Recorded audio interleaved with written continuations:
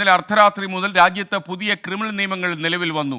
Indian ശിക്ഷാ നിയമം അഥവാ IPC, ക്രിമിനൽ നടപടിക്രമം അഥവാ CRPC, തെളിവ് നിയമം അഥവാ ഇന്ത്യൻ എവിഡൻസ് ആക്ട് എന്നിവയ്ക്ക് പകരം ഭാരതീയ ന്യായ സംഹിത, ഭാരതീയ നാഗരിക സുരക്ഷാ സംഹിത, ഭാരതീയ സാക്ഷ്യ അധിനിയം എന്നിവയാണ് ഇന്ന് പ്രാബല്യത്തിൽ വന്നത്. നിയമ ഭേദഗതികൾക്കെതിരെ പ്രതിപക്ഷവും പൊതുസമൂഹവും കടുത്ത പ്രതിഷേധം ഉയർത്തുന്നു. എന്തെല്ലാമാണ് പുതിയ നിയമങ്ങളെ പറ്റിയുള്ള വിമർശനങ്ങളെന്ന് നമുക്ക് നോക്കാം. ഒരുപക്ഷെ ഇതൊക്കെ ഒന്ന് കാണാപാഠമാക്കാൻ പോലീസുകാർക്ക് സമയമെടുത്തേക്കും. സാധാരണഗതിയിൽ ഒരു കുറ്റം എന്തെങ്കിലും നടന്നാൽ പെട്ടെന്ന് ഏത് വകുപ്പിൽപ്പെടുത്തണമെന്ന് SHOമാർക്ക് അറിയാം. എന്നാൽ ഇന്ന് ഈ നിയമങ്ങളൊക്കെ പഠിച്ചു വരുമ്പോഴത്തേന് കുറച്ച് കാലം എടുക്കാൻ സാധ്യതയുണ്ട്. നമുക്ക് പെട്ടെന്ന് വിമർശനങ്ങൾ നോക്കാം.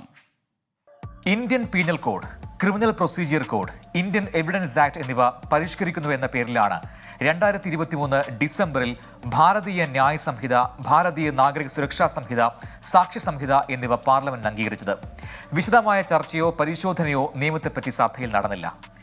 IPCക്ക് പകരമായി വരുന്ന ഭാരതീയ ന്യായ സംഹിതയിൽ നേരത്തെ ഉണ്ടായിരുന്ന 511 വകുപ്പുകൾക്ക് പകരം 358 വകുപ്പുകൾ നിലവിൽ വരും.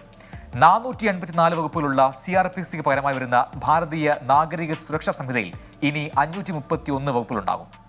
തെളിവ് നിയമത്തിന് പകരമായി വരുന്ന ഭാരതീയ സാക്ഷ്യ സംഹിതയിൽ നേരത്തെ ഉണ്ടായിരുന്ന 167 പകരം 170 വകുപ്പുകളുണ്ടാകും. പരിഷ്കരിച്ച ക്രിമിനൽ നിയമ ഭേദഗതി പോലീസ് രാജ് അടിച്ചേൽപ്പിക്കുന്നതാണെന്നും നിലവിലുള്ള നിയമങ്ങളെ അപരിഷ്കൃതമാക്കുന്നതാണെന്നും വിലയിരുത്തലുണ്ട്.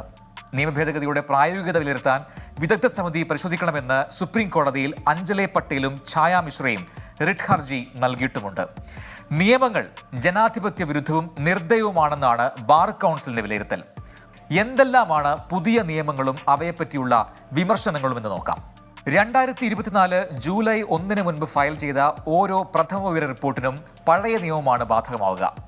ജൂലൈ 1 ശേഷം ഫയൽ ചെയ്ത FIRകൾക്ക് പുതിയ നിയമമാണ് ബാധകമാവുക. കോടതികൾ പഴയ നിയമവും പുതിയ നിയമവും കൈകാര്യം ചെയ്യാൻ നിർബന്ധിതരാകും. പഴയ നിയമം കുറഞ്ഞത് 20 വർഷമെങ്കിലും തുടരുന്നതായും വരും.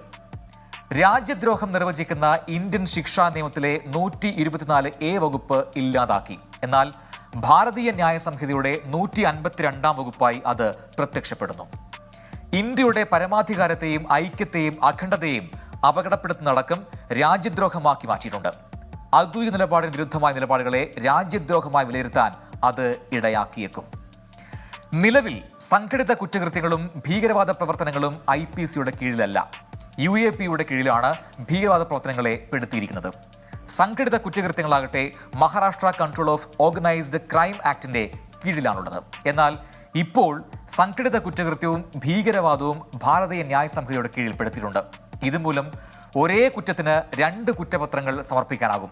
2 അന്വേഷണ ഏജൻസികൾക്കും കേസ് ഫയൽ ചെയ്യാനുമാകും.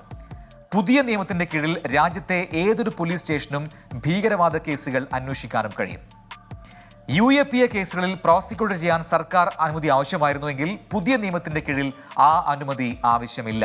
ഇത് അത്യന്തം അപകടകരമാണ്. 3 മുതൽ 7 വർഷം വരെ തടവ് ലഭിക്കാവുന്ന എല്ലാ കുറ്റകൃത്യങ്ങളിലും പ്രാഥമിക അന്വേഷണത്തിന് ശേഷം മാത്രമേ FIR രജിസ്റ്റർ ചെയ്യുകയുള്ളൂ. അന്വേഷണം പൂർത്തിയാകുന്നതുവരേക്ക് FIR ഫയൽ ചെയ്യപ്പെടില്ല. ഇത് പോലീസുകാർക്ക് മധ്യസ്ഥ റോൾ കളിക്കാൻ അവസരമൊരുക്കുന്നുവെന്നാണ് വിമർശനം.